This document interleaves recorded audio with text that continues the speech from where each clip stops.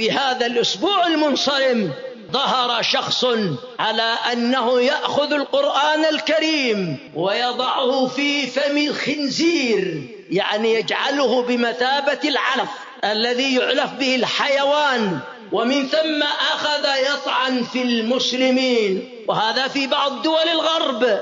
فهذه الصراحة وهذا الأمر كله بسبب أن العلمانية متفشية تحمي هذا الصنف. فندعو المسلمين إلى أنهم يحافظون على القرآن الكريم ويدافعون عنه بالدفاع الشرعي، كل بحسب مكانته. هذا يجعل للقرآن هيبة عند الملاحدة وعند الكفار الذين تسول لهم أنفسهم أن يكونوا محاربين للقرآن. وحتى لو وصلت هذه القضية إلى المحاكم والمطالبة بإنزال العقوبة على من يتجرأ على سب القرآن، وهكذا ندعو ولاة أمور المسلمين، ندعو الرؤساء، الحكام، الوزراء، الملوك، إلى أن تكون لهم مشاركة.